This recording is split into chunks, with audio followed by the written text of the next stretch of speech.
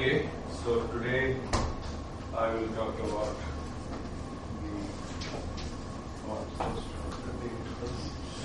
camera.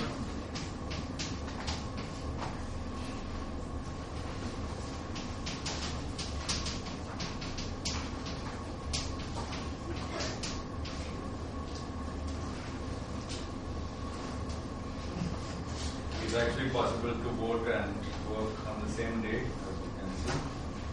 So it would be nice if everyone did that.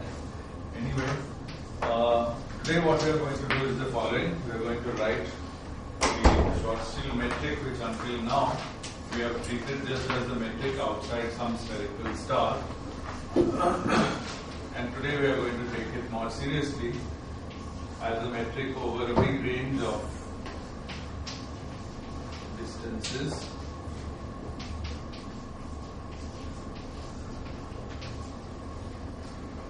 And basically we are going to ask ourselves the question, so previously R was greater than R tilde, where R tilde is the matter radius, and R tilde for normal objects like stars and planets is many orders of magnitude bigger than GM. Now we ask R specifically equals to GM because it's the point that we are all scared of when we look at this metric, and eventually we can ask whether it makes sense for R to be less than 2 GM. Certainly if R is greater than 2 GM, even 2.5 GM or anything a little greater than 2 GM, then everything we've said previously still holds. Okay, it's only at 2 GM that anything can possibly go wrong, and the question is, what goes wrong, or does anything go wrong?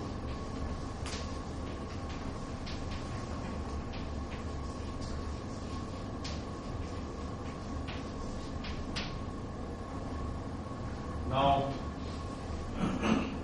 clearly something does go wrong because we don't understand what would be a space-time in which, when there's a time interval dt, the amount of invariant distance is 0. Right? If R is 2 GM, this thing is 0. So there's no dt squared in the metric. So there's a space-time in which time moving in time doesn't contribute to ds squared. Okay? And conversely, moving a little infinitesimal distance in R, at that point R equals 2 GM, seems to contribute infinitely to ds. So both are problems. Clearly something does.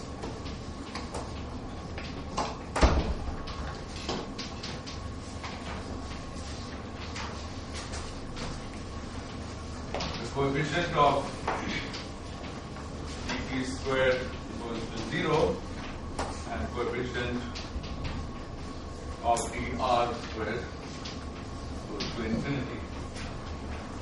The only thing we can be happy about is that this part doesn't do anything, but in fact that means that this part is of really very little interest, though physically it's important because it's there. It contributes to the fact that the whole thing solves the Einstein equations in 4 dimensions.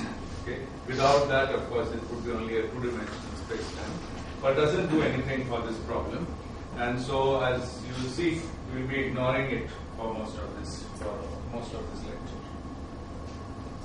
Okay, so this happens, and the first question we want to ask, okay, now some of you, or maybe all of you, have gone through textbooks on this subject, and a lot of textbooks approach this by saying, well, we'll find a clever change of coordinates and then everything will become okay, and you are left dazzled by the brilliance of that textbook's author who has found that clever change of coordinates.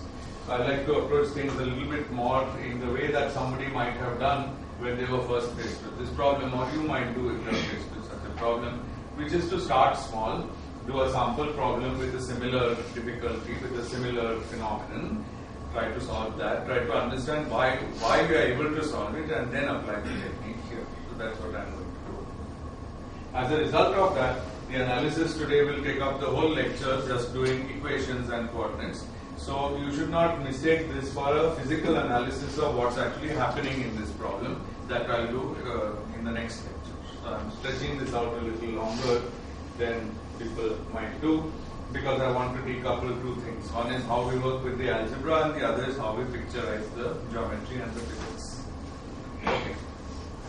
So, toy example, we've already seen this example. ds squared is minus x squared dt squared plus x squared. It's called Rindler spacetime.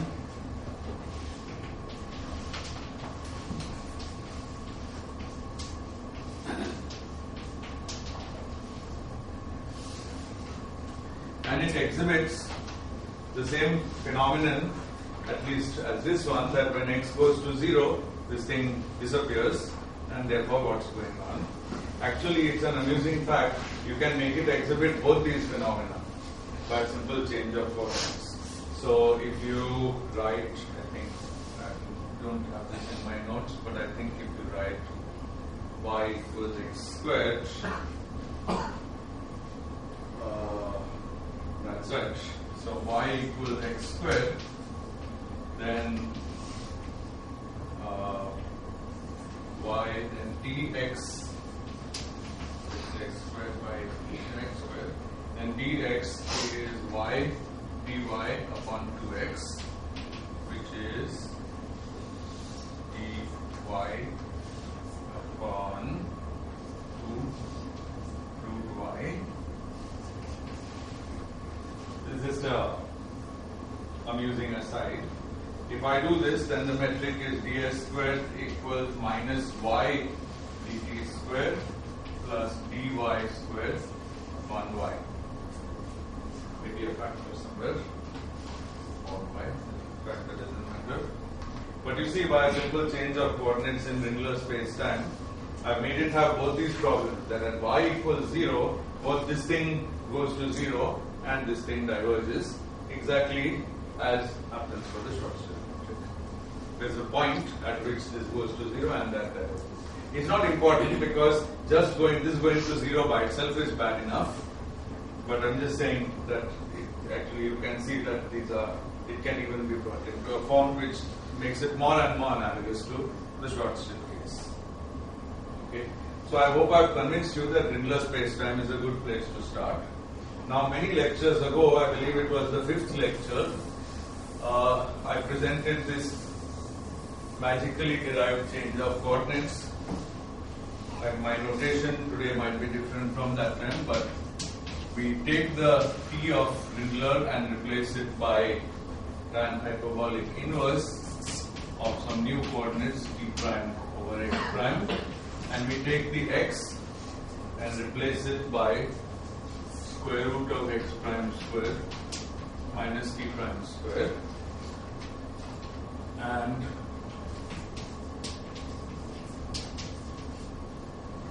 lo and behold, after plugging this in, we find that ds squared is minus dt prime squared plus dx prime squared. Okay, and this was the miraculous change of coordinates which showed us that Rindler is equivalent to Minkowski space, but actually it's not exactly equivalent because in Rindler space there is a specific range of coordinates. X has to go from 0 to infinity, t goes from minus to plus infinity. When you translate that into this, you find that you've covered only some part of the Minkowski space-time. Once you realize that what these coordinates were doing was covering a part of Minkowski space-time, and now we are free to extend our new coordinates, for which purpose the old coordinates are inadequate.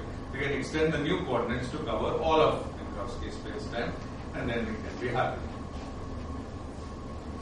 I'm saying this briefly now because I'm going to go over this again.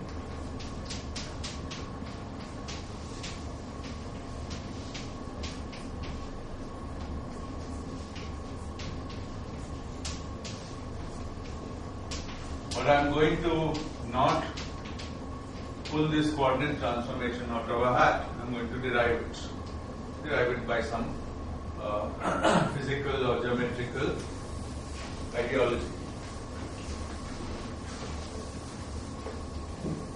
the ideology to find such coordinate changes, to find appropriate coordinates,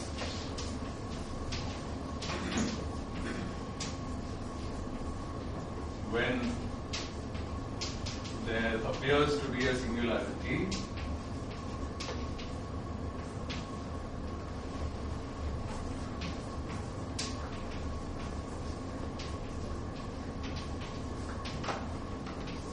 inspiration, the inspiring idea is consider null geodesics. So the idea is that null geodesics always help you to understand the geometric structure of the space. One reason will become clear when we do it. Another reason, well, a more general reason is that null lines tell you what the light cone of the space-time is, because light cone is exactly what's bounded by null lines. And light cones have something intimately to do with causality. So light cones tell you something about the causal structure of the space. And with these, you are typically able to pin down what is going wrong at that point and try to fix it by finding new coordinates. Now something even better happens when the space-time is two-dimensional, which is the case for Inler. And luckily, Schwarzschild is also two-dimensional if we just ignore that last term, and the same procedure will sort of work. Okay, few things work extra in real two dimensions, but for Schwarzschild most of it will go through also. So in 2D, geodesics are incoming or outgoing.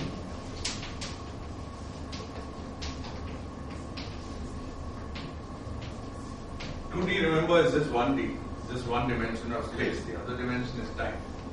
Okay. In space, you have a point that you are worried about, and you are traveling on a geodesic. Well, either you are traveling as time evolves, either you are going towards that point, or you are going away from that point. There is no third choice. Okay. And one can argue, I think it's easier for you to argue this yourself, that in this case, null geodesics typically do not intersect.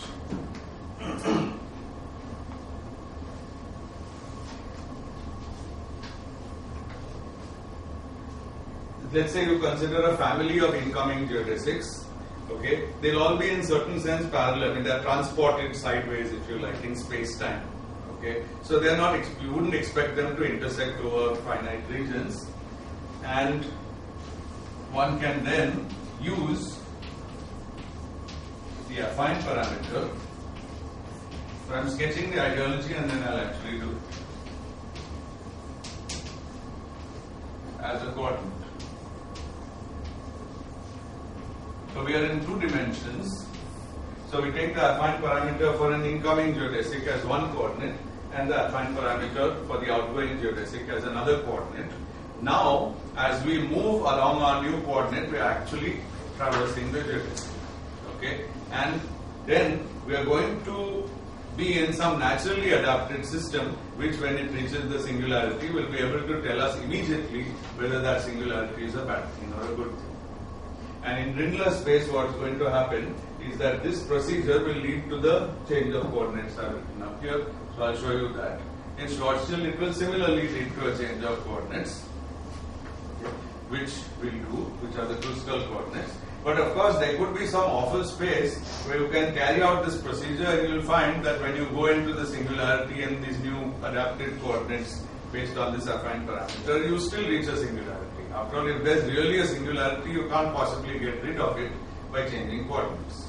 So this is a method which helps you to choose the most natural coordinates, which will actually tell you honestly what's happening at that singular or at that apparently singular point. I would refer you to the book of Wald, which has an excellent treatment, better than I think all the other books, of this particular issue, and you can read his reasoning, which is actually what I'll be giving you now. Okay.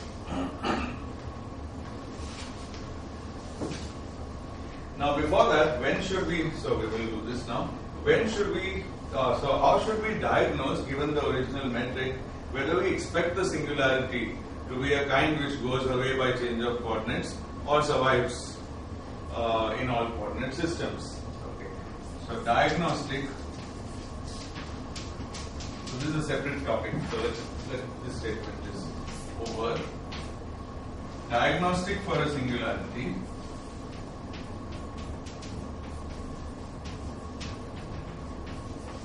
Well, the only honest diagnostic can be to compute some scalar quantities, because scalar quantities are invariant under change of coordinates. The scalars we know, the obvious scalar we know is just R, which is the Ricci scalar, but it's not the only one. You can make scalars, just that they are not necessarily linear in the curvature. You can't make scalars out of the metric, because if you take the metric and trace it, for example, you get 4 to number of dimensions. If you take its depth, you don't get a scalar but a density, also not coordinate independent. If you take the affine connections, they are not tensors anyway, so you can't make scalars out of them. So the first time you find the chance to make scalars is out of Riemann curvature tensors, and this is one such scalar. But here's another one: R mu lambda rho multiplied by R upper mu lambda rho. All this is contact perfectly good scalar. Here's another one.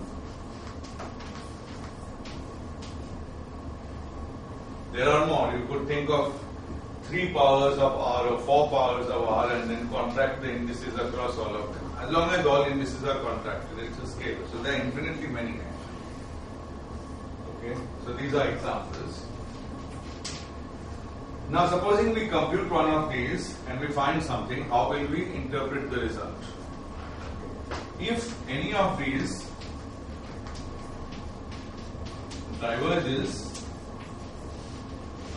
actually goes to infinity at a point, then there must be a genuine singularity. There is no way out of that fact.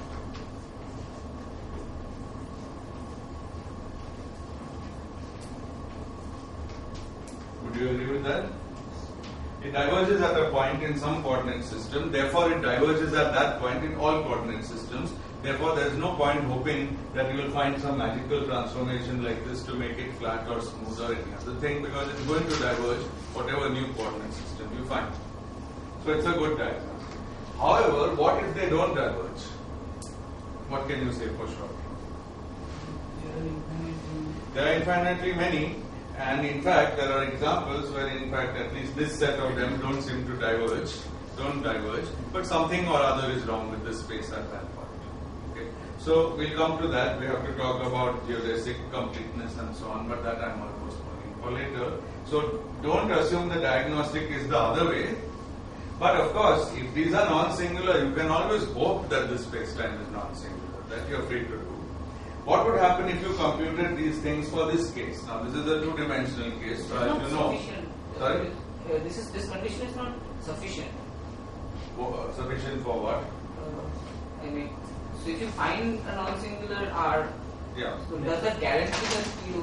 That's what I just said. It doesn't guarantee anything. But if you find a singular one, then it guarantees that the space-time is singular. Okay. Now, what will if you find a non-singular one, then it allows you to hope that there might be a coordinate transformation. Okay. It's not perhaps a wise thing to, once you have calculated these and found them all non-singular, let's say, there's no point saying, well, there are infinitely many more, so let me go on calculating them week after week till something happens. Instead of that, you should then address yourself to the space-time and say, look, can I make some physical sense out of this space-time? And this is where this idea comes in, that try to find new coordinates. You may fail, but you'll never find out till you actually try. And if you succeed in finding coordinates where it's smooth, then you're done. You don't need to compute infinitely many things. So, approach as always is balanced. Try everything, okay, but in some reasonable order. Now, a logical thing to do with Rindler in the Tx coordinates would be to compute R. It's the only thing anyway, because we are in 2 space-time dimensions. Okay, so you can compute R.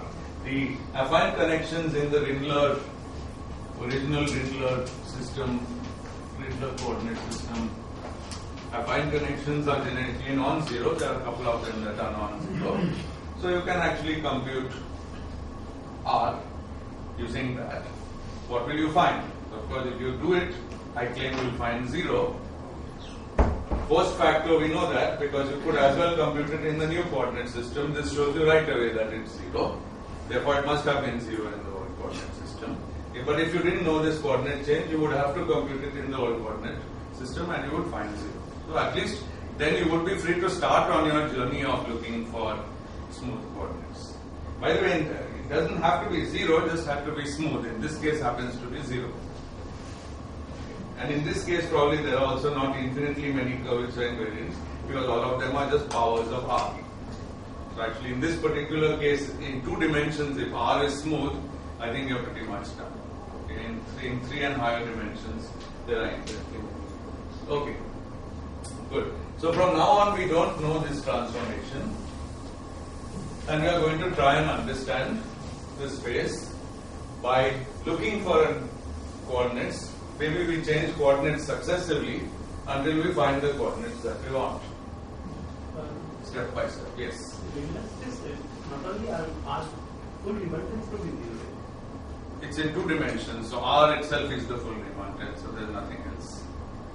The Riemann tensor is proportional to this thing times G, as you might have seen in the homework assignment. Proportional to this, so if this is 0, then the full Riemann tensor. That was my point. So this is the only thing there is to calculate, everything else is dictated. Okay. Good. Okay, so let me try to implement this ideology of studying null geodesics. So of course a null geodesic in particular is given by the equation thing equals 0. Now sometime in a couple of lectures back I talked about this kind of condition being either 0 or -1 depending on particle being massless or massive, and said that this is compatible with the geodesic equation. Okay, but in general it doesn't imply the geodesic equation. However, in 2 dimensions for a static metric it does. Okay, so in 2 dimensions in a static metric, any null line is a geodesic. Let's prove that. Before giving you a proof, let me remind you of one thing. We saw long ago, not long ago, 2-3 lectures ago, that in the Schwarzschild metric, if we are trying to study the trajectory of a light ray, we can find the entire radial, we can solve for the radial behavior just from the analog of this equation without looking at the geodesic equation, which is second order. Okay?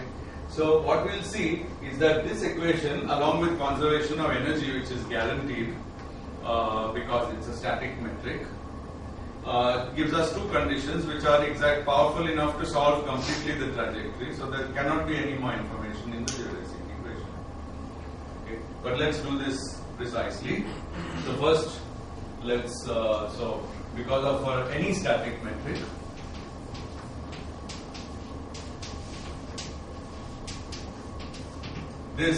static metric. Okay, static metric in 2 dimensions. This is only in 2 dimensions. What I just said that this implies the geodesic equation. This is in 2 dimensions. There are no angular directions. Okay. Now in 2 dimensions, the static metric is also diagonal because static means there is no dt dx term. So the only terms are dx squared and dt squared. So it's diagonal. So this equation is gtt times t dot squared plus gxx times x dot squared is 0. Okay. Also because it's static, we have a conserved energy which is defined through the Killing vector E by dt. So it's minus gtt t dot. We've used this before. Okay. Now this equation and the fact that energy is conserved means that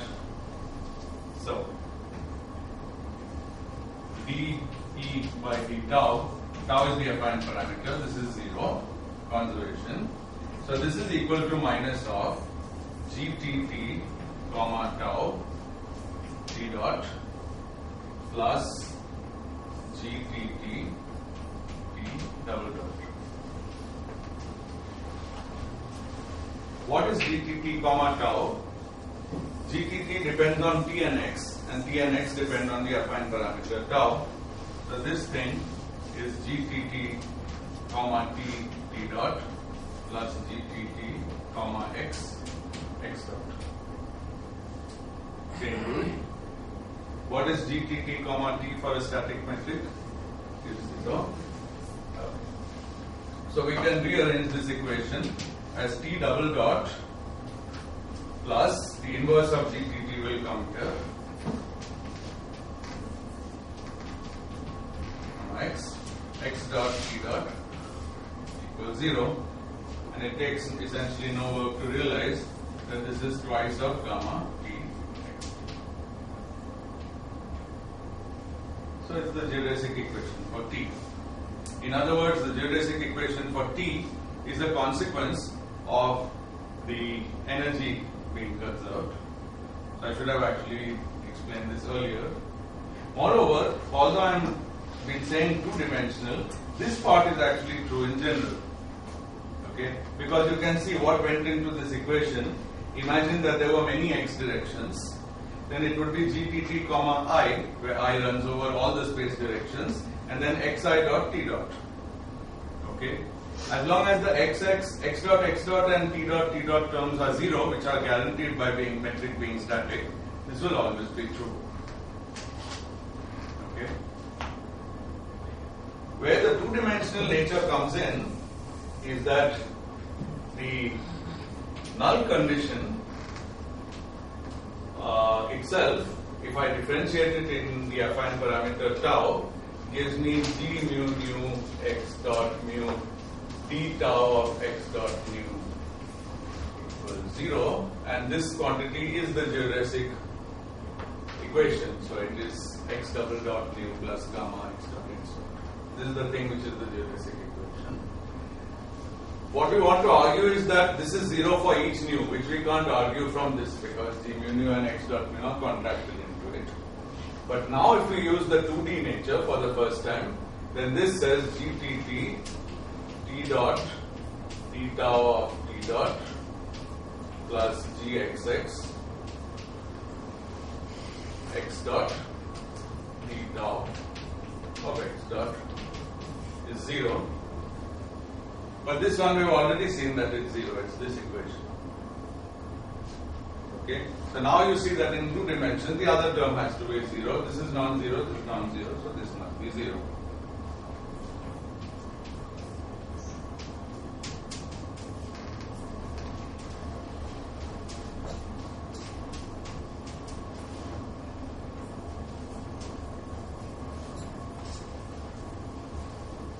So the trick is energy conservation always gives you the, in a static metric, always gives you the time component of the geodesic equation.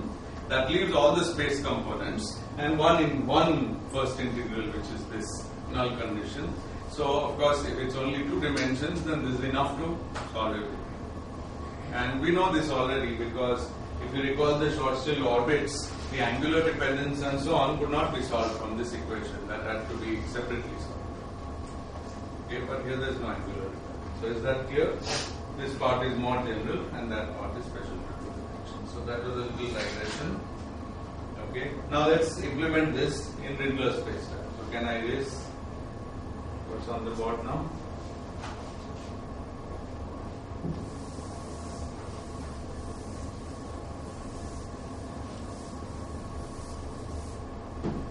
So now I'll write down this equation for Rindler. It just says minus x squared t dot squared plus x dot squared is 0.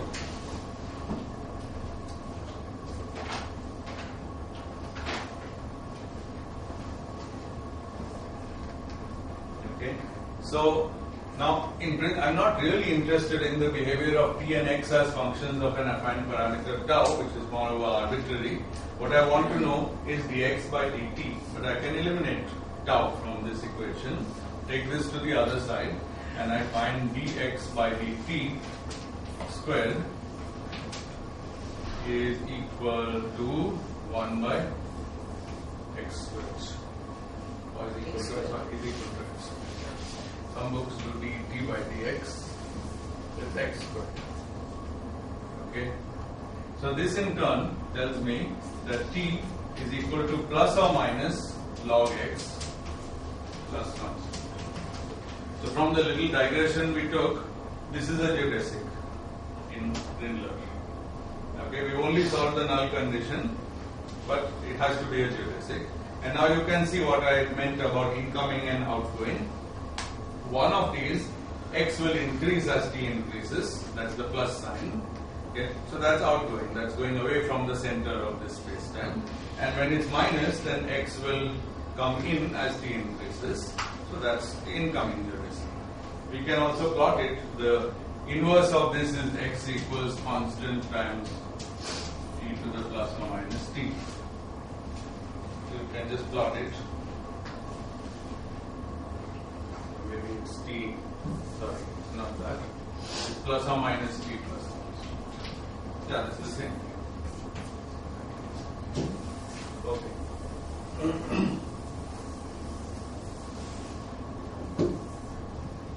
So here are the x and t coordinates of Rindler spacetime, and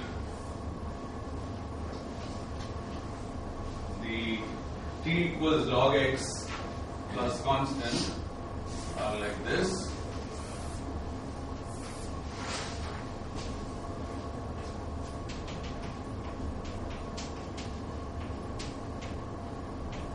These lines have a direction given by the direction of increasing time. As time progresses, I'm going away from the origin. This is the scary place. Okay. On the other hand, the other geodesics are just the time reverse of these. So these are t equals minus log x plus constant.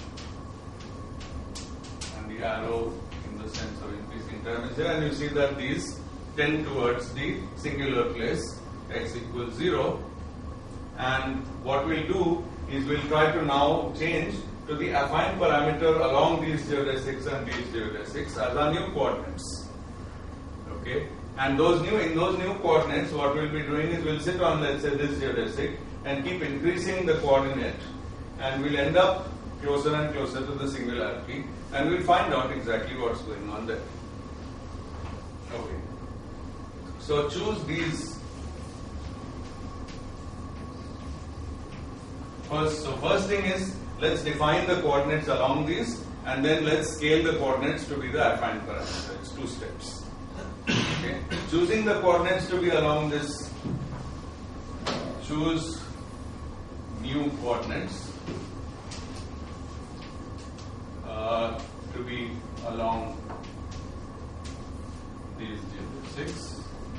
That means that one of the new, let's say the new coordinates are called u and v, then one of them should be parameterized by u equals constant. Which constant will tell me which of these ones I am taking, and the other family will be parameterized by v equals constant. This is achieved, if you look at this, by just saying that u is t minus log x and v is t plus log x. Okay. So if I have the plus sign here, which is the outgoing geodesic, then on that u is constant, and on the incoming geodesic v is constant.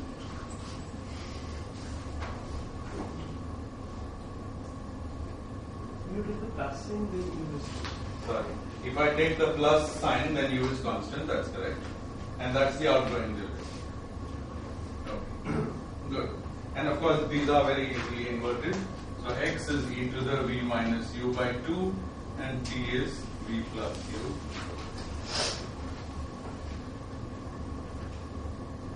Okay. So we've chosen some new coordinates. So what's the metric in these new coordinates? Can't be very difficult to do because the metric is staring at us there. Actually, all we need is to replace t and x and that x squared using that substitution, and we find that in u and v coordinates, ds squared is e to the minus e to the v minus u du dd. So the first thing is that's obvious is that these are null coordinates. Null coordinates are those such that du squared and dv squared should not appear in the metric. Only du. Metric is purely off diagonal. But of course, it's nothing very surprising. In ordinary Minkowski space, the light cone coordinates t plus x and t minus x are exactly u and v. Except that in Dindler, it's not t plus x and t minus x, but t plus and minus log x because of the structure of the geodesics, which in turn are due to the structure of that metric with that factor in front. Okay, good. Now, we need to find the affine parameter tau along the u, the constant u and constant v lines. For that, we'll use the energy integral. Energy is equal to, we already saw, minus GTT T dot. This is minus x squared T dot. This is the conserved energy. Okay, so it follows. So this is minus x squared dt by d tau. So we can solve this equation for tau as minus 1 by e integral x squared dt plus constant. Constant will not be of any interest to us. We are just trying to find something proportional to the affine parameter. So a shift or a scaling that we can always make later at our convenience. Okay. Now how do we carry out integral x squared dt? The question is, along what are we integrating this? X and t are both functions of tau, and we'll be able to integrate this when we know along what. But now we've just said it, along, we want to integrate it along either u is constant or v is constant. Then the integral will be obvious. So first we express this in terms of u and v. So from there, it is e to the v minus u du plus dv by 2.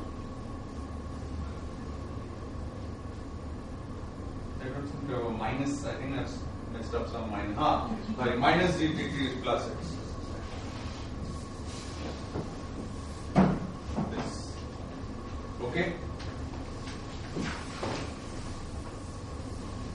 So now we make the decision whether we are at u constant or v constant. So let's say u equals constant, then tau is 1 by t integral.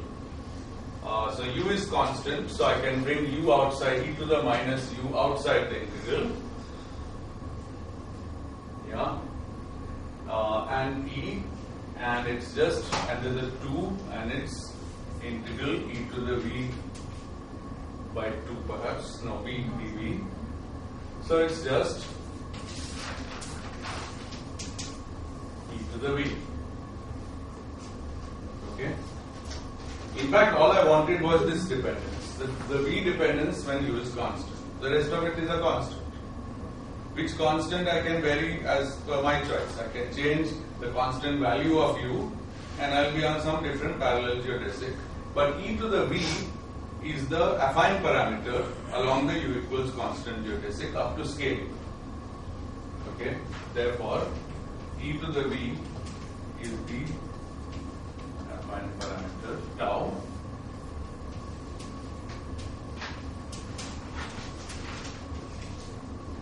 along u equals constant. If on the other hand v is constant, I simply do this integral by doing e to the minus u du, and I find that minus e to the minus u is the affine parameter. I don't think anything will go wrong if I didn't put that minus, but you naturally get it by doing the integral along v equals constant. Okay? Good. And now, as promised, we are going to transform to coordinates where these things are the new coordinates. So define u equals minus e to the minus u and v equals e to the v. So we've taken a couple of steps. The first step was to identify the null geodesics and choose coordinates which lie along them. In the second step, we didn't mix the u and v coordinates. We simply took a nonlinear function of u itself to be capital U. That function is the one which is the correct affine parameter along the v equals constant geodesic, and vice versa. Okay. Anyway, once you are given the coordinate transformation, it's no big deal to find the metric, and the metric is minus du dv. Get this. A little worried about my minuses. Maybe it's just du dv.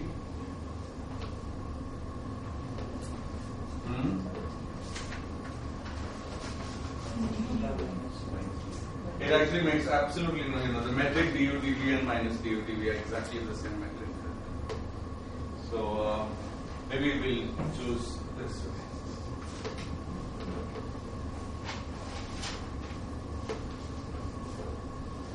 Good.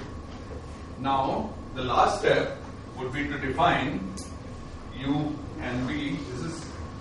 We are pretty much done, but we'll analyze it for a few seconds more. But the last step would be then to say u is some t minus x and v is t plus x, and so we get Minkowski space. Now if you trace through all that I have done to go from small x small t to capital X capital T, you will find it's exactly the miraculous change of coordinates which I had written down for you many lectures back, in which we used an hyperbolic inverse and all that. All that just comes by combining these two transformations. One is u, now that's gone from the board, u and v were t plus and minus log x, and the other was to exponentiate them so that they are the affine parameter. Now let's ask a little bit about the range of coordinates, because that's sort of the whole point. So let's recall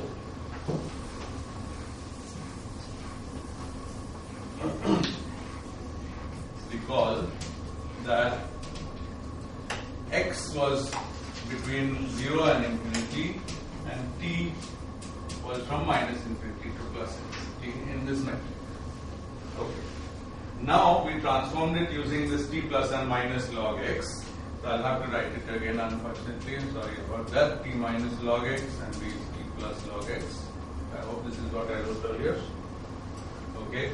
So what can we say now?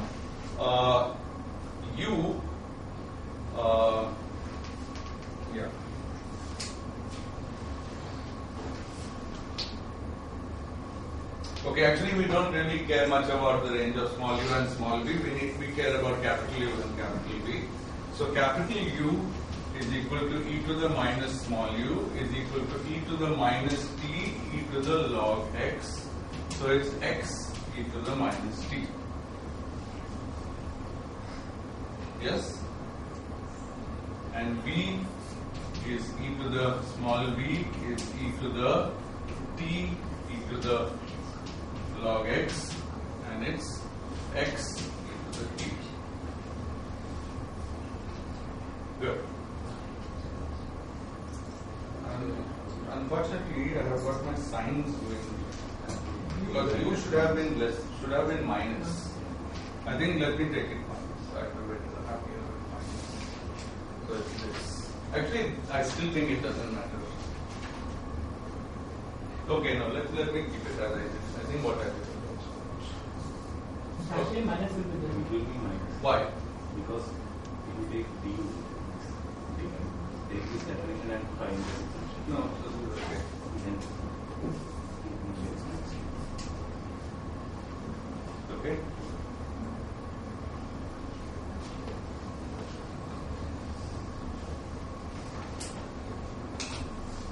Sorry. There is a plus, and then this is also plus. Yes. Exactly. This is correct.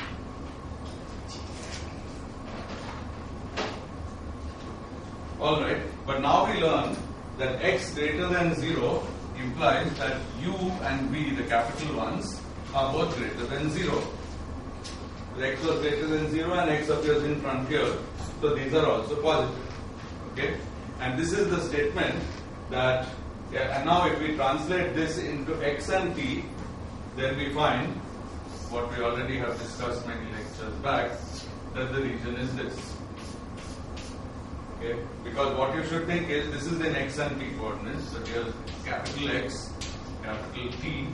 So therefore one of these is, so u is x minus t. So u axis is the one where, okay, so let's say u is constant, then x equals t. So this is u equals constant. So it's the v axis. And this is v equals constant. So it's the u axis. Alright? So therefore, u and v being positive, you just turn yourselves 45 degrees, it's this quadrant. Okay? But from the point of view of x and t coordinates, it's a wedge, as it's called. It's really a rotated quadrant, but it's 1/4 of the whole of Minkowski space-time. And now one can extend manually by hand u and v to cover 2 minus infinity less than u, v less than infinity. Then we cover the whole space, and we find that this, which was the bad point in Rindler space, is now no significant point at all in the whole space. Okay, so this is the process by which we have eliminated the singularity by discovering a change of coordinates, and found also what this geometry of the space is at the end of the game. Now we'll apply this to the Schwarzschild case, and we'll do exactly the same sorts.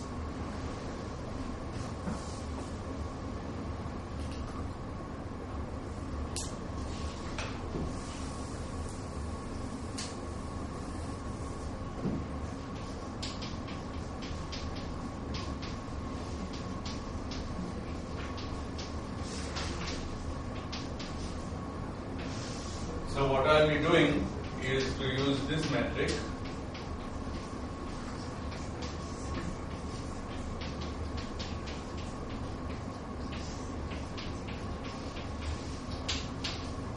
without writing r squared d omega 2 squared. If you are very fussy, you can just carry it through the entire calculation, otherwise you can add it at the end. But you shouldn't think of this as a solution of two-dimensional gravity. That's a whole different story. Two-dimensional gravity has the most unfortunate property. I'll write it on the side, so because it's not even worth being captured by the video camera. What is this? This is Einstein's equation in 2 dimensions. What is this? What can you say about this quantity in 2 dimensions? It's 0, always. Okay. There's an interesting consequence. I mean, there's an interesting reason. The Einstein action root gr is actually, this whole thing is actually a total derivative. So, in fact, this doesn't even give this as its equation of motion. It doesn't have any equation of motion, just a total derivative. So, gravity, pure gravity is trivial in 2 dimensions. It's not trivial if you add other things. Okay, but in any case, so don't think of this. This will solve that equation, but then anything solves that. That equation is not even an equation. So don't think of it that way. Just think of it as solving the 4-dimensional Einstein equation, and we've dropped the last angular term. What is that angular term that we dropped? It's basically a 2-sphere in theta and phi at every point in this space-time. So if we draw pictures of r and t like Rindler, just in your mind put some sphere of radius r at every point of r and t. Whatever the value of the radius r, put a sphere there. It's exactly like thinking about 3-dimensional space by saying, well, this is r, so wherever here there's a distance r from the origin, we put a sphere of that radius, we pile up all the spheres and we get 3-dimensional space. Exactly the same process. Okay, good. So let's stop talking and get to work. Good. Null geodesic.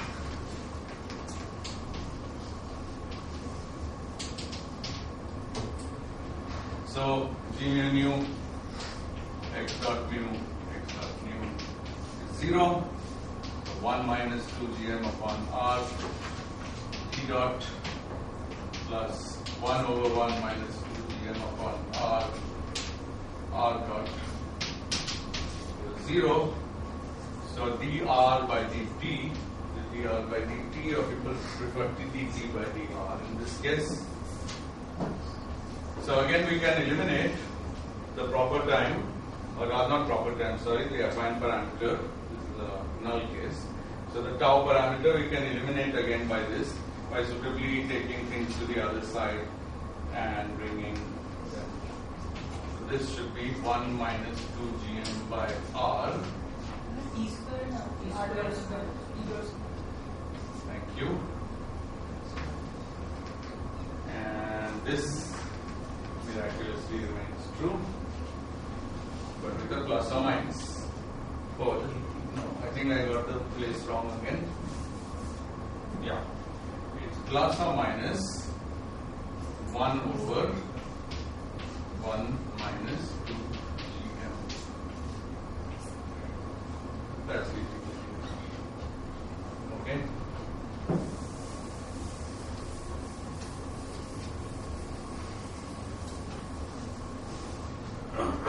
Good. So we have to integrate this. So integrating gives P equals plus or minus integral dr r upon r minus 2 gm. Good. Plus a constant. And this is easy to write by writing this as 1 plus 2 gm upon r minus 2 gm.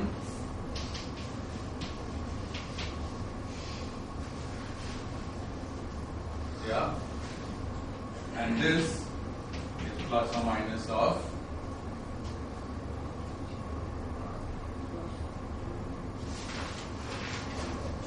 r plus 2 gm log of this stuff.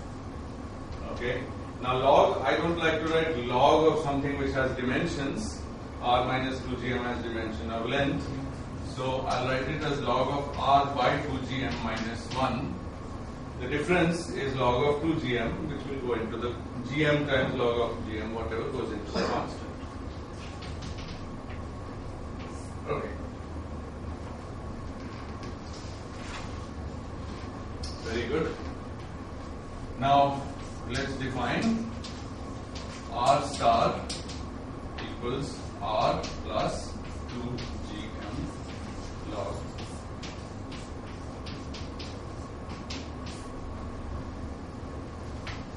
This has a name. It's called the Tortoise Coordinate. Let's try to understand briefly why it has that name and then go on.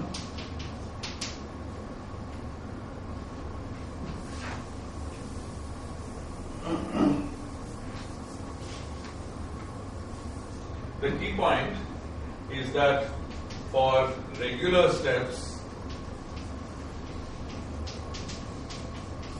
in R star or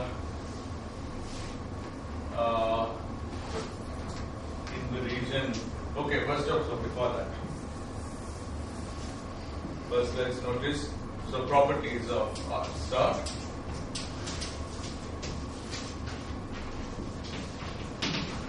One, R star goes to infinity, R goes to infinity. But it's a monotonic function. If this R is very large, this right side is R plus log R, so it goes linearly with a small extra correction of log R. So both of them go to plus infinity together. Okay. Next, supposing R is exactly equal to 4 gm. And what is R star equal to? 4 gm. Because the second term vanishes. So they become equal at this particular point. Okay. Now, let's ask what happens at R equals, the next step probably would be R star equals 0. R star can go negative because log can go negative. This side cannot, this one cannot, but log can certainly go negative. and in fact log can go arbitrarily negative and win over this. So this cannot be negative, but it can be very small, and then log can be negative and win, so R star can be negative. So let's ask if R star can be 0. Of course it is when R plus 2gm log. So if you reduce R below 2gm, then the Yeah. log of that quantity is a negative. Yes, so exactly. So we're not going to do that. So R star we're going to assume is real, which means that this whole thing works only for the region R greater than 2. So the goal here is think of R equals to gm as in Rindler space x equals 0. It's the end. Okay, because below 2gm we really don't know what to do until we pass through 2gm. So let's first try to go all the way to 2gm. Another way of stating it is the Schwarzschild solution in R and P only describes spacetime outside R equals 2gm at best. That also I call the matrix inside. So we'll make sure that it describes it not only outside but up to and including the boundary, the horizon, the surface of this thing at 2gm. Okay. Once we understand that in some new coordinates, we'll next try to see if that place is non-singular. After that, if it is non-singular, we can try to extend the coordinates, and by extending the new coordinates, we'll be able to go inside what used to be R equals to gm in a control. That's the stuff. Okay. So this is a particular some value of R such that this is 0. You can solve it, but it's not very illuminating. And finally, R star then thereafter is negative, and it reaches minus infinity exactly when R reaches 2gm, because then this reaches minus infinity, and this is some finite thing. So this. So these are some properties of R star. The second thing about it is that near R star equals minus infinity or R equals 2gm. Near means just above those values. Regular steps in R star translate into smaller and smaller steps in R, which is the reason for the name of Tortoise Coordinates. Because as R star, let's say it's minus a million and 1 million and 2 million and 3 million and 4. It's going in steps of 1, 1, 1. This thing is going towards 2gm in ever decreasing steps, so that finally when this really reaches minus infinity, which it never does since minus infinity is not a number, this finally reaches 2gm, which it therefore also never does. Okay, it gets slower and slower as it's reaching R equals 2gm. That's the message. Okay. So that's the reason for the name. But anyway, it's perfectly clear this is a definite function. There's nothing mysterious about the function. What happens if R equals to 0? Yeah, you know. If I were you, I wouldn't go there in these coordinates. If I were you, I would wait till I find the coordinates in which we can go there. And even then, I wouldn't go there, but at least we'll talk about it. I just said 5 minutes ago that this describes the region R greater than 2gm. So therefore, it doesn't describe the region R equals 0. Okay, the whole goal of this lecture is to find out how to go to R equals 2gm, without which we can't think of going to R less than 2gm, without which we can't reach R.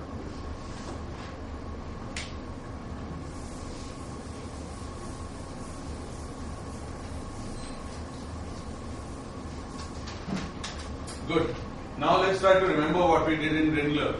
Okay, this thing is we have just solved the null equation to find that T. So solution of null geodesic. So null geodesic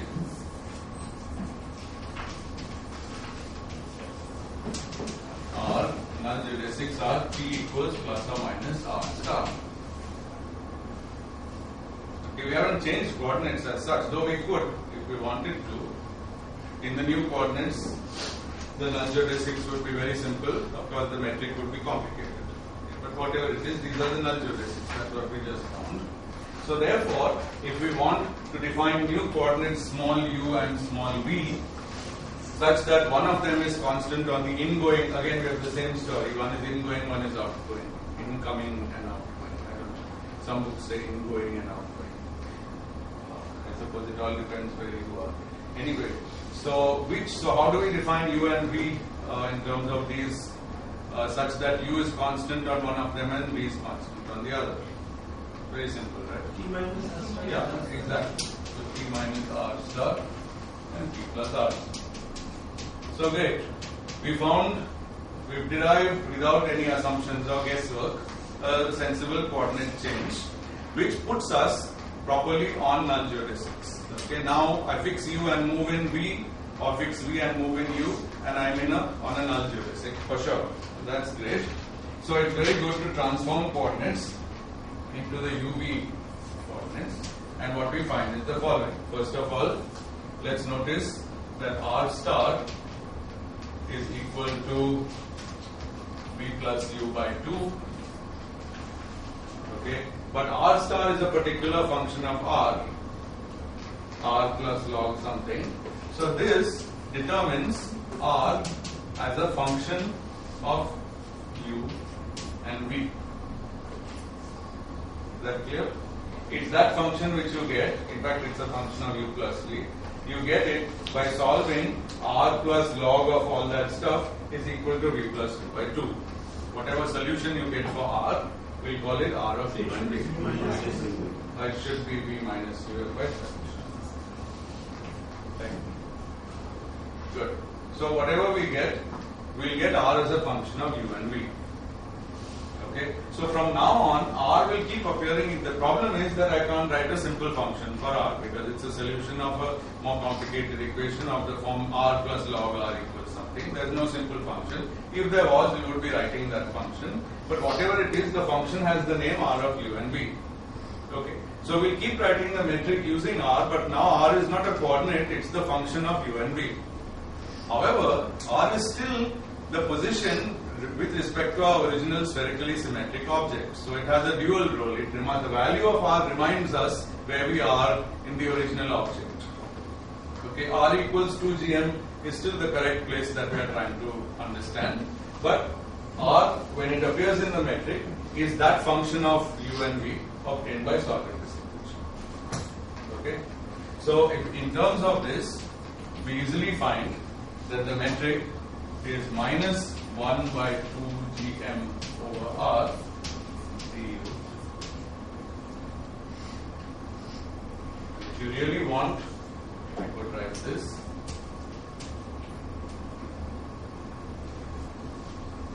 Okay, so we are not really done. We haven't gained too much. There's still a problem at r equals 2 gm. Okay, it's just that now the problem occurs at the value of u and v such that r is equal to 2 gm. Okay, good. The next step is to find the, okay, so before we find the affine parameter, it's useful to rewrite this a little bit.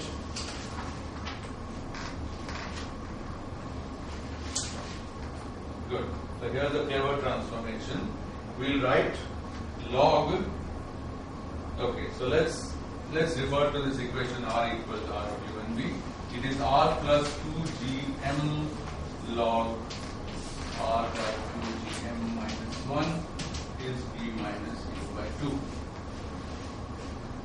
So we can't solve this explicitly for r, but we can use it to simplify things by solving for log of this in terms of v, u and r. So just take r on the other side and we get log of r by 2gm minus 1 equals what? V minus u by 2 minus r 1 by 2gm. So now let's exponentiate it. That implies that r by 2gm minus 1 is e to the minus r by 2gm e to the v minus u by 4g.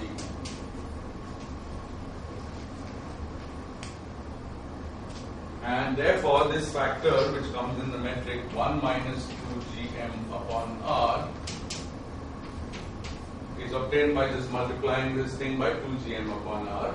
So it's 2gm e to the minus r by 2gm upon r e to the v minus u upon 4g.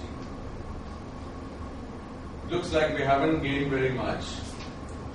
We've expressed this coefficient, which is a function of r, u and v, using the definition of r of u and v, which is this, in terms of these functions of r and these explicitly functions of a and u. No harm done, of course. So let's write the metric now. ds squared is minus 2gm e to the minus r by 2gm over r e to the v minus u over 4gm dv. Probably what I am doing could have been achieved by finding the affine parameter along the geodesic. But what we are trying to do here, if you can see, you might sort of see what the scheme is.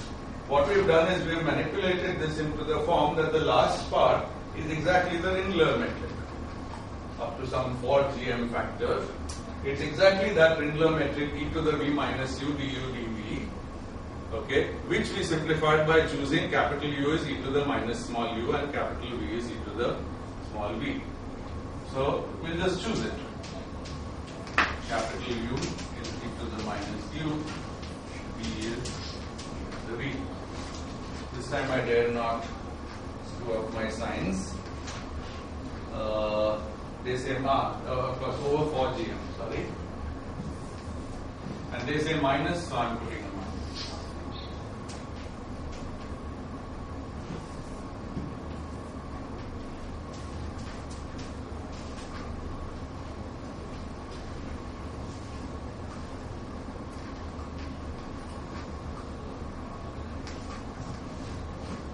Not liking this. There's some fundamental minus sign haunting me. What did we find? We found du dv. That had a minus, right? Now d of capital U. It's correct. Minus, yeah, this is good. This is good, this is good. Okay. So now, all of this stuff is du dv. Right? So therefore ds squared is equal to minus 2gm. Now, in this expression wherever r appears, it is r of capital U and capital V, which is obtained by taking this and noticing that this is log of capital V and this is log of capital U with some factors appropriately put in. Whatever it is, keep making change of variables, but r is always a function of the final variables. Okay, but this is the next thing. Now it's when we reach such an end point, okay, I think there are some factors, sorry. When I take du and dv capital, I get some powers of 4gm. Okay, so I have to compensate for those, and so this is actually minus 32g cubed. Of course, it's pure numerical factor of no consequence for our analysis, but we should try to get it right.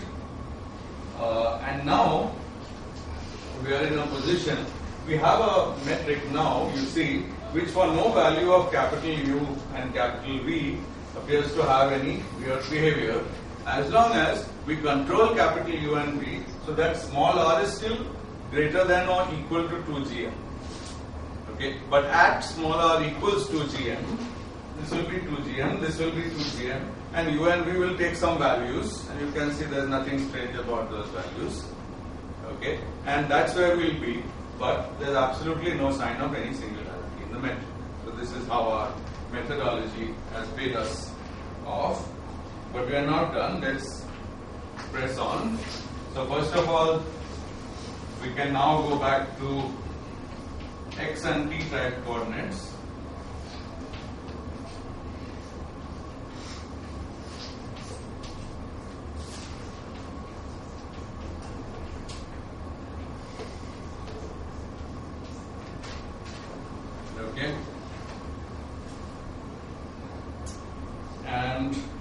can also now restore r square d omega 2 square, which we've been dropping all along. The understanding again is that any r which appears in this formula is a function of dnx. Now, any further analysis of this metric, we'll have to again remind ourselves what function of dnx it is, because we made 3 changes of variables. First, well, 4 perhaps. First from r we went to r star, then to small v and u, then to capital V and u, then to capital dnx. But shouldn't be too hard. Trace the whole thing back and write down what is the change of variables from the beginning to the end. So let me write it. R equals r of dnx is defined by, actually what happens is take this equation and exponentiate it. We'll first divide both sides by 2gm and then exponentiate it. Okay? So it's e to the r by 2gm is the first term. The second term we divide it and we exponentiate it, so we just get the factor r by 2gm minus 1. On the right side, we get e to the v by 4gm, that's capital V, and we get e to the minus u by 4gm, that's minus u. So finally, minus u v, and I've done something wrong as usual. Why have I done this thing wrong? No, it's right, it's minus uv. Yeah, it's minus u. Correct. And this is, in x and t coordinates, it is, so what was u and v? U was t minus x, v was t plus x. So this is minus t squared plus c.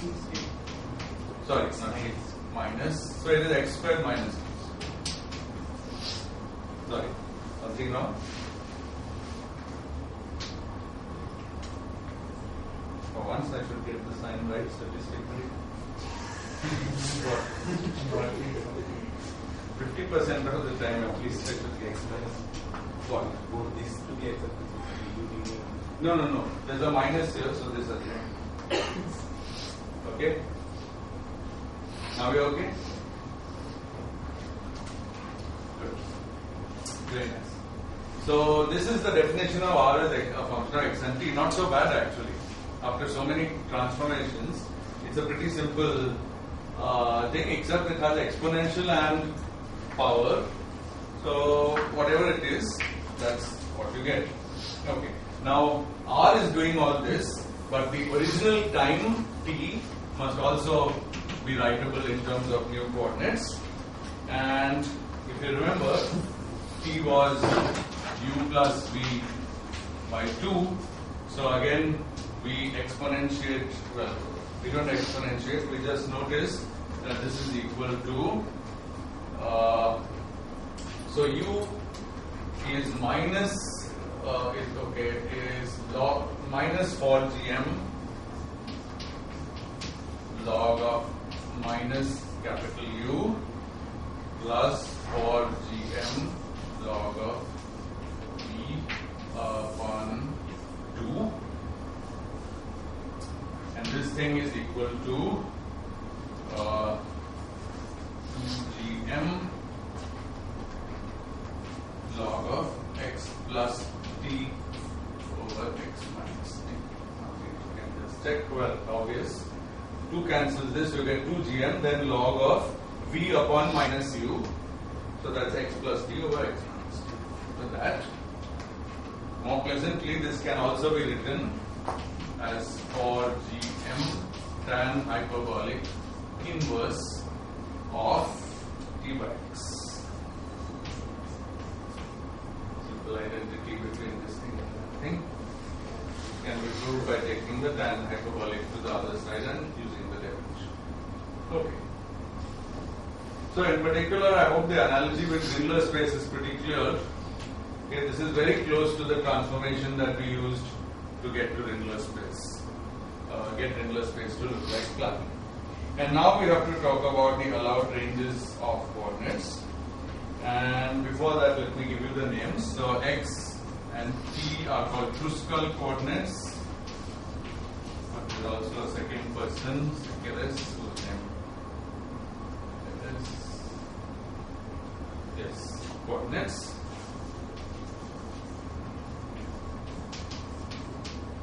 Along the way, some of the coordinates we defined were called Eddington-Finkelstein coordinates, but I didn't dwell on them. They have their own usefulness. We'll worry about them whenever they come up. But anyway, this. And now the key thing is to understand the geometry of these coordinates, in particular the range of these coordinates. What range do they take? So first, let's ask what range they take when r is greater than 2 gm.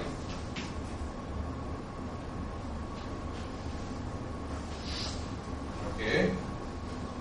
So is that visible from the definition?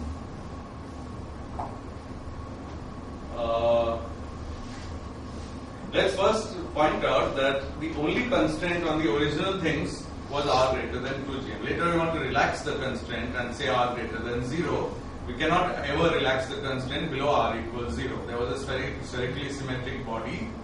Okay, it had some strange behavior at r equals 2 gm, but it had its origin at r equals 0, around which it was symmetric, and we certainly cannot think of going below that value of r. So r greater than 0 is an absolute bound, but we'll keep r greater than 2 gm. And for this, sorry? In the metric as a problem, definitely it equal to 0. Yeah, we'll come to it. Just give me some time, please. Right now we are at r greater than 2 gm. Okay, and the question is, what bound on these coordinates is satisfied? Now, from this equation, this one, you see that r greater than 2 gm is exactly the place where this thing turns positive. And r equals 2 gm is where this thing is 0, and therefore this thing is 0. And what is this thing being 0? It's the light cone of the Tortoise coordinates. Okay. So therefore we learn that if this is x and this is t, then this region is r greater than 2 gm. So we learn that the exterior of this object, which from now on I might as well call a black hole, so I haven't proved to you that it's a black hole. The exterior of this object is a wedge of Tortoise coordinates, exactly in the way that Rindler spacetime is a wedge of Minkowski coordinates. Okay, and the region r equals 2 gm, but I have drawn this angle a bit badly.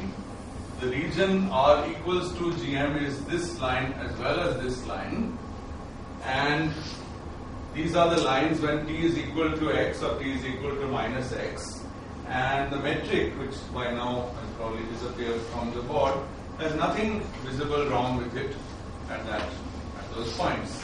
After all, the metric was what? It was ds squared equals e to the minus r by 2 gm on r, some numerical factor which I am going to ignore now, and minus dt squared plus dx squared. So at x equals t, of course there is nothing wrong with dx squared or dt squared, and what happens to their coefficient? It goes to the simple value 1 by 2 gm, because r is 2 gm, so this goes to, 1 by whatever, e 2 gm is a perfectly good number, nothing wrong with it. So completely non-singular.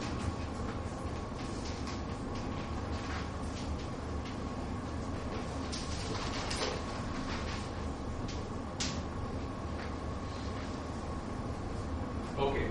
Now the last thing before I stop is to say, okay, now it suggests that just as Rindler space was understood as a part of Minkowski space, and we would then, once we understood that, we would just cover all of Minkowski space and say, well, that's the extended space, the extension of Rindler space. Here, we can try to do the same thing, allow x and t to range over more general values than just this quadrant, and say that this is the extended space-time of the object we were studying, the Schwarzschild solution, Okay, but which was not visible or understandable in the old coordinates, but it's understandable in the new ones, and moreover it may be non-singular. However, we run into a different problem, which is that, okay, this much is r greater than 2 gm, but r certainly should be greater than 0.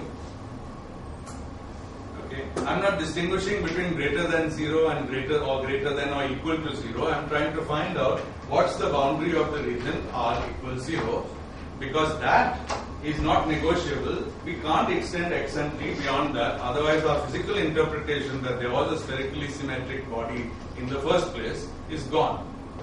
Okay. Now what's r equals 0? This equation will tell us, hopefully. At r equals 0, this term drops out, this becomes 1, so this whole thing becomes minus 1. So we find x squared minus t squared equals minus 1. What kind of curve is that? Hyperbola. Very good. So can somebody show me with their hands where this hyperbola should sit? Very good. So hyperbola has two branches. So this is one and that's the other. Okay, so this is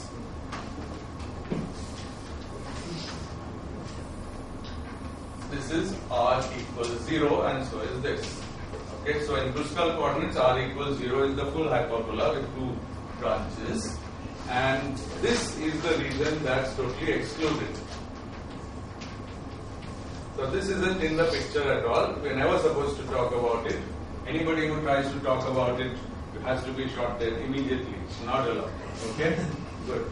So I don't want to shade it because here I shaded the allowed region. Anyway, so well, let's do this for barbed wire. Now this region is okay. Okay?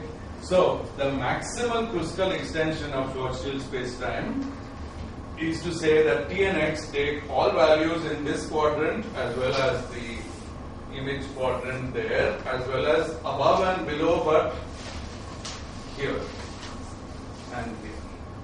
This is the region. So actually it's everything in the full two-dimensional plane that's between the two branches of this hyperbola. That's the maximum possible. It's still another question whether this is physically realizable, because after all, we still have in mind that this could be an object with some matter which is there down to some radius below which we shouldn't have been solving Einstein equation in free space at all. So if there is some such thing, then this could also be cut off. Okay? So this is called the maximal Kruskal extension.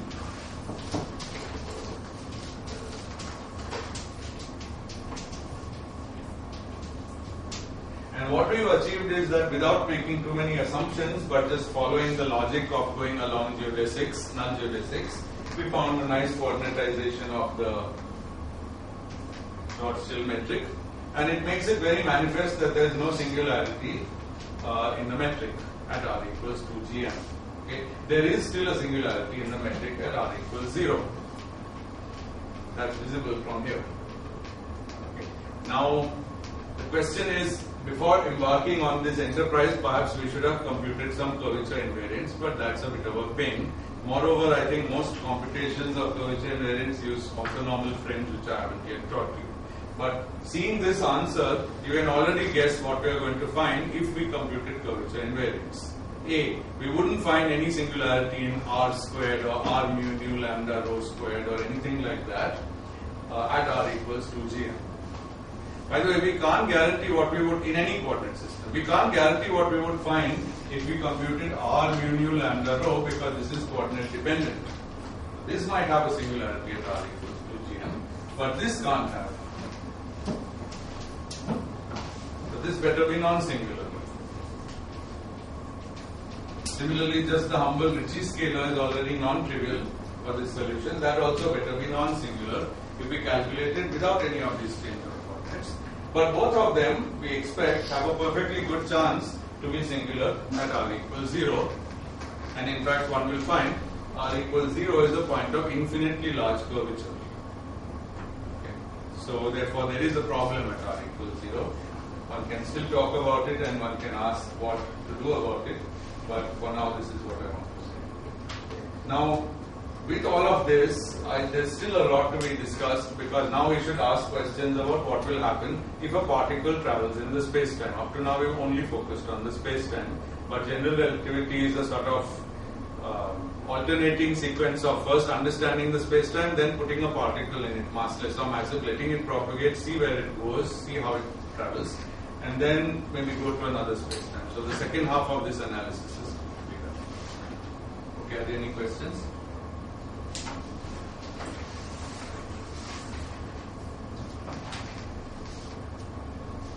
The region on the left is also arbitrary. The region on the left here is also R greater than M. I guess you're right. Yeah.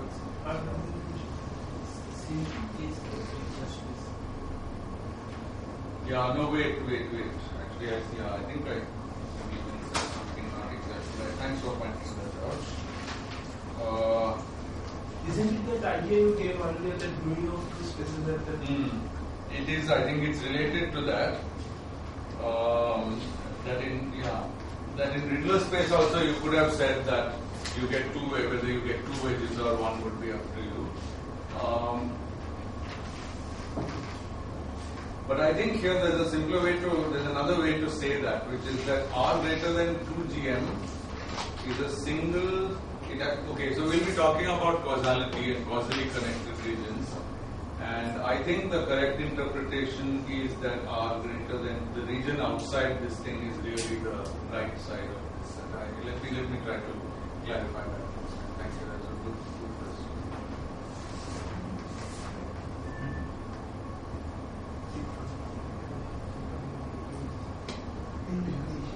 X squared greater than T squared.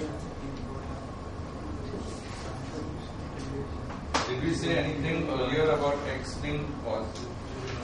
In Riddler, the transformation relations told you that it should be positive X. Positive X, yes. The domain of definition. Yes. So that is why in Riddler we shaded the right. Even though equations X plus T, X minus T, whatever, it should be in both the quadrants. Mm-hmm. But we chose this one because the transformation relation X has to be greater than 0. Let's come back to it next time, because next time I'll be talking about this global diagram and talking about particles moving. We'll clarify.